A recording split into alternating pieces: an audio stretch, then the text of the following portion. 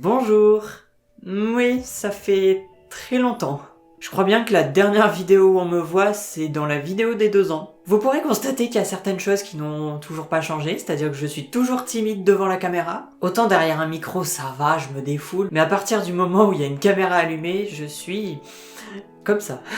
Mais du coup, j'en profite pour vous montrer le décor parce que vous le voyez dans 1 ou 2 vidéos par-ci par-là, mais je le change à peu près tous les 2 mois. Voici à quoi il ressemble, parce qu'après il est caché derrière moi, donc vous pourrez moins le contempler. Comme chaque année, je vous fais une vidéo où je discute, je vous donne des nouvelles et des infos sur les projets en cours et à venir, et je réponds aussi à vos questions. Comme d'habitude, vous avez le timecode de la vidéo juste en bas dans la description.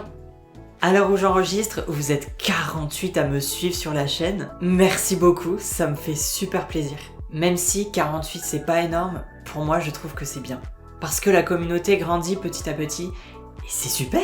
Même si je ne vous cache pas que oui, la non-notoriété a beaucoup d'impact sur la chaîne et son contenu. Honnêtement, oui, j'aimerais bien que les chiffres soient un peu plus élevés, pour avoir un peu plus de visibilité dans ce que je propose. Mais sachez que ce que je le fais avant tout pour ma passion. Parce que ça me plaît, et j'ai envie de faire découvrir à un maximum de personnes ce que je fais. Et du moment que ça plaît, même à 48 personnes, et bah pour moi, ça me fait très plaisir. Pour moi, les stats passent après tout ça.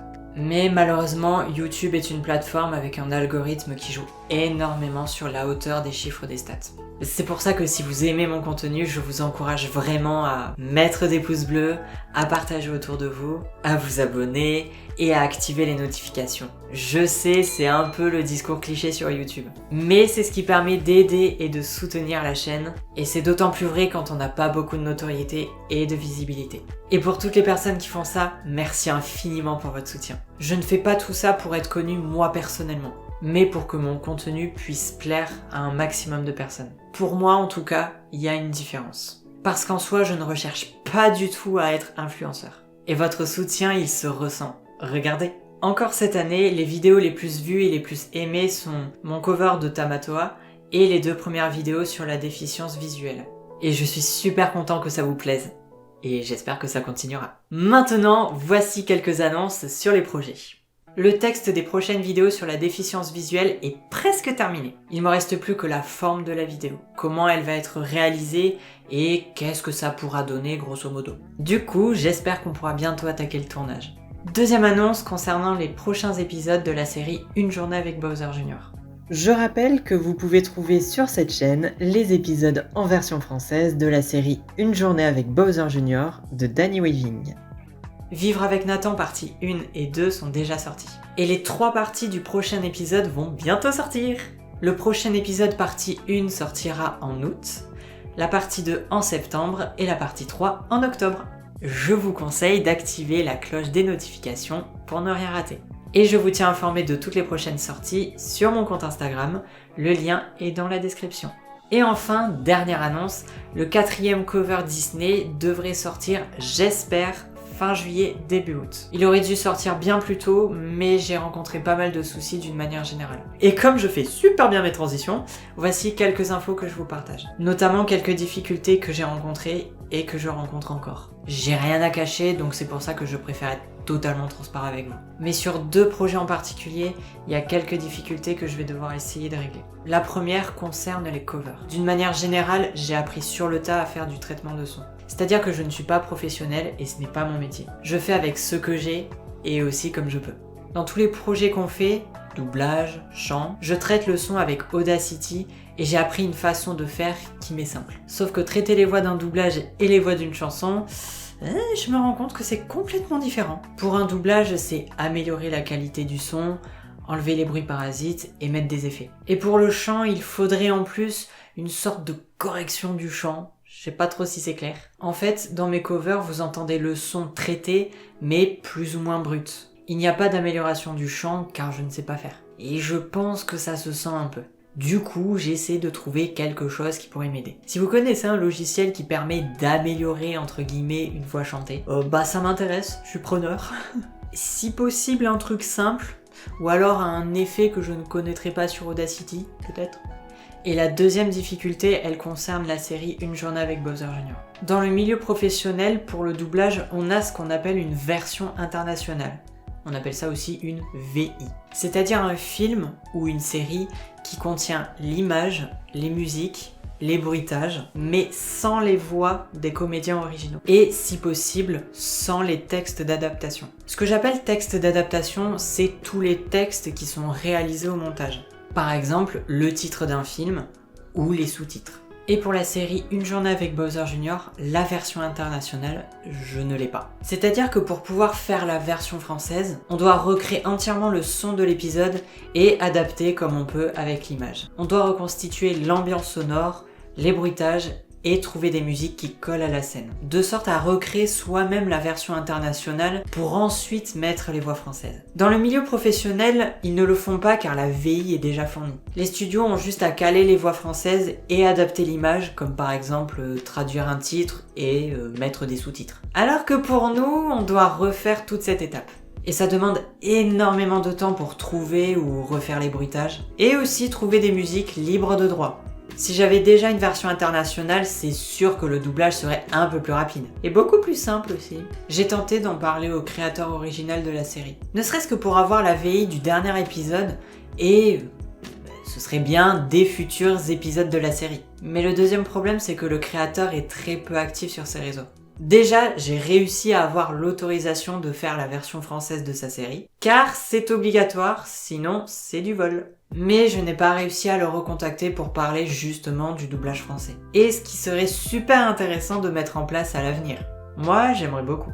Donc pour le moment, on n'a pas le choix que de tout recréer. Mais ça a ses limites. Pour les premiers épisodes, ça va. Mais pour les derniers de la série, l'animation et le son sont vraiment qualitatifs. Digne du professionnel. Mais pour moi, je vois mes limites et je serais incapable de reproduire la même qualité sonore, vu le temps que ça prendrait. Je vous rassure, on a des solutions possibles. La première, si on arrive à en discuter avec le créateur, ce serait vraiment super. La deuxième serait de payer ce qu'on appelle un sound designer. Oui, j'ai un bon accent anglais. C'est faux. C'est une personne professionnelle qui va recréer toute l'ambiance sonore. Et les bruitages de manière plus qualitative que moi. Car moi, les bruitages, soit j'en refais certains par moi-même, soit je les prends majoritairement sur internet. On est obligé de faire comme ça pour reconstituer une version internationale. Pour cette série, on va s'adapter. Par contre, pour les prochains doublages ou les futurs épisodes de la série, je ne pourrai pas faire d'adaptation si je n'ai pas de VI. Ou si la reconstitution de la VI est trop compliquée. Ou alors, moi je veux bien payer un sound designer. Mais pas uniquement avec mon budget personnel, je pourrais pas. En vrai, je ne sais pas. Et je pense que c'est trop tôt pour en parler maintenant. Je voulais ensuite vous parler de mon organisation. Vous savez que dans mes projets, j'aime être en avance au cas où il y aurait un problème. Ça permet de réduire les conséquences, d'après moi. En ce moment, j'ai beaucoup moins d'avance sur ce que je fais. La raison est simple, il y a quelques mois dans ma vie personnelle, c'était pas vraiment la joie. Sans rentrer dans les détails, j'ai eu une phase dépressive en quelque sorte. J'en ai déjà eu, mais des fortes comme celle-là, la dernière remontait à quelques années. Rassurez-vous, ça va mieux en ce moment, même si ce n'est pas toujours 100% la joie. Pour vous dire que ça a eu des impacts sur mon moral et ma motivation dans ma vie générale, mais aussi sur mes projets YouTube, forcément. J'ai mis de côté ou ralenti certaines choses car j'avais besoin de me concentrer sur moi-même, ce qui me semble largement logique. Les impacts sur la chaîne, par exemple le 4e cover Disney.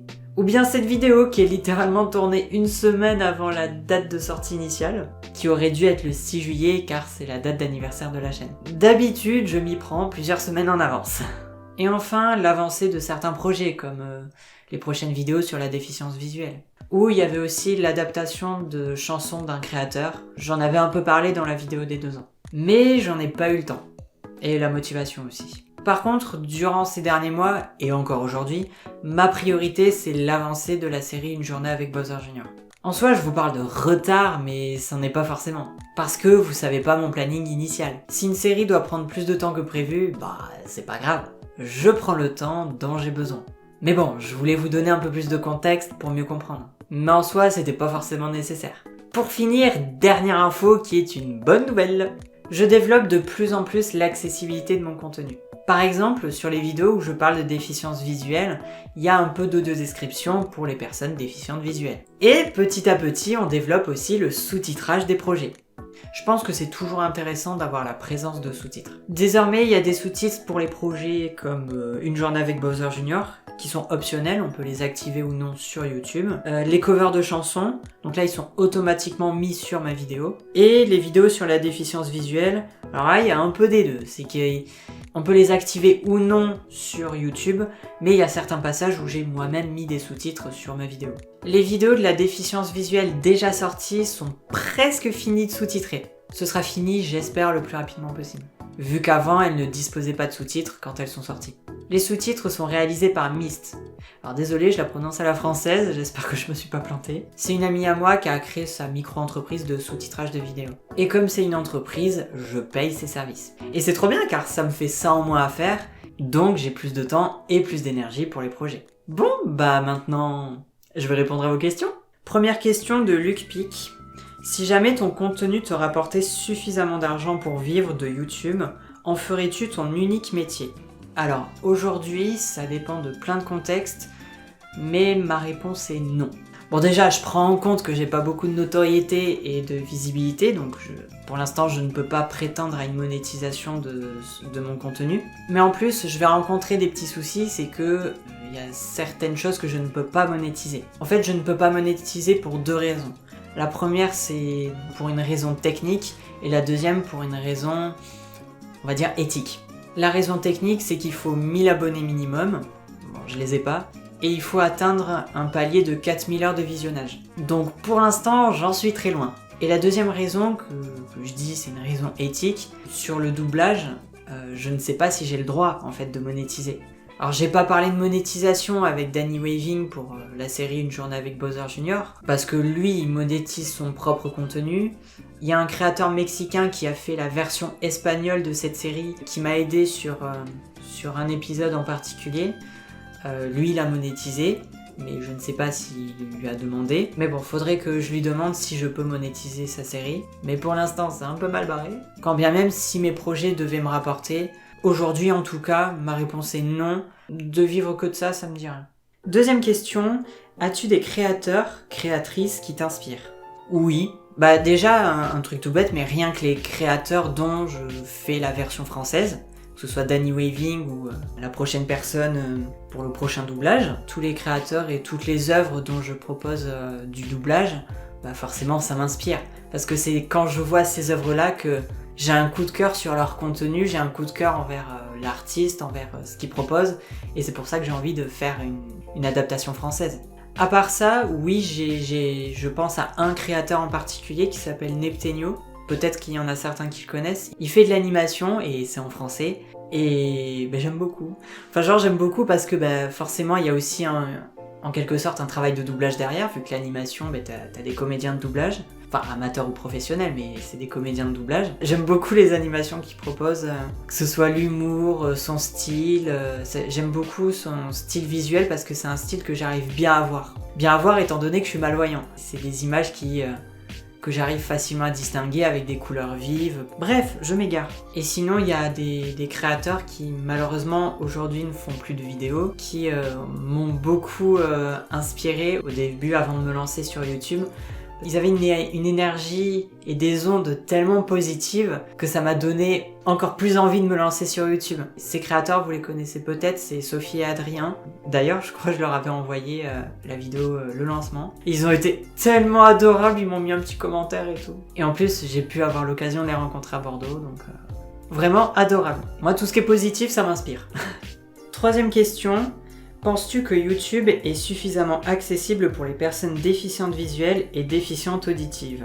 En fait, dans les deux cas, déficient visuel et déficient auditif, clairement, non, c'est pas suffisamment accessible. Mais en fait, je ne vois pas qu'est-ce que la plateforme pourrait mettre en place pour que ce soit encore plus accessible. En fait, ça me semble compliqué de rendre YouTube encore plus accessible pour les personnes déficientes visuelles et auditives. YouTube, c'est sur les applications. Les appareils sont déjà, théoriquement, adaptés à ces personnes. Par exemple, moi, sur mon téléphone ou mon ordinateur, les textes sont écrits beaucoup plus gros. Donc, tout ce qui est titre, description, commentaire, c'est déjà écrit en gros. Le seul truc qui pourrait être intéressant pour les déficients visuels, mais c'est plus dans le cadre professionnel malheureusement, ce serait la présence d'audio-description pour certaines vidéos, mais ce serait possible que pour certains types de vidéos. À part ça, je ne vois pas qu'est-ce qui est possible d'adapter pour les déficients visuels. Et pour les déficients auditifs, bah c'est pareil, il y a déjà la présence de sous-titres.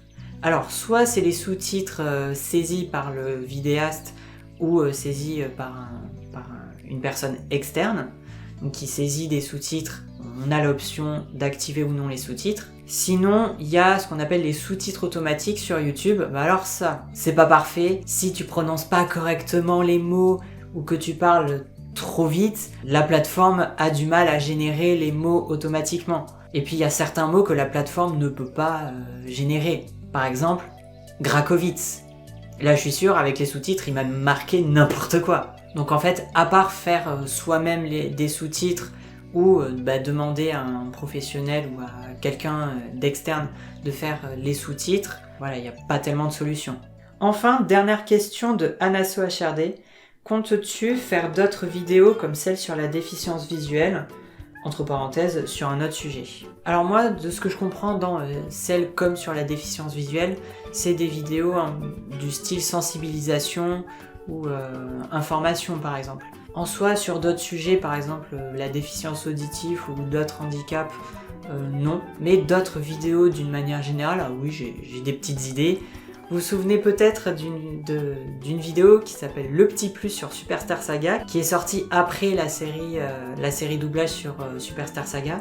C'est une vidéo, déjà elle est ancienne et puis je l'aime pas trop parce que je reste à la surface de ce que j'évoque, je vais pas un peu plus en profondeur et puis j'ai une analyse qui est pas vraiment une analyse du coup. Et puis le générique est complètement pété. Je pense à cette vidéo en particulier parce que j'aimerais bien faire un petit plus sur, par exemple, sur la saga des jeux Mario et Luigi, sur la série de Danny Waving, parce que j'ai toujours quelque chose à dire sur ces projets-là. Et puis ça me permet aussi de parler un peu de l'envers du décor des doublages, donc pourquoi pas. Mais du coup ça se rapporte au doublage, plus à la déficience visuelle. Donc ça se rapporte à ce que je fais plus ou moins. Donc voilà, mais après à d'autres sujets autres que la déficience visuelle et autres que le doublage, honnêtement je pense pas. Mais après, faut pas dire jamais, hein. Regardez, j'ai fait avec mon cousin une vidéo sur La Reine des Neiges 2. Donc ça se trouve, il y en aura d'autres. J'ai des projets en tête, est-ce que ça va se concrétiser ou non? Seul le temps et l'avenir nous le dira. Cette vidéo se termine, merci de l'avoir regardée, j'espère qu'elle vous a plu. Si c'est le cas, n'oubliez pas de mettre un petit pouce bleu, de vous abonner si mon contenu vous plaît et d'activer les notifications pour ne rien rater. Et si vous voulez être au courant de l'actualité des projets, n'hésitez pas à me suivre sur mon compte Instagram, le lien est toujours en description. Sur ce, je vous dis à bientôt!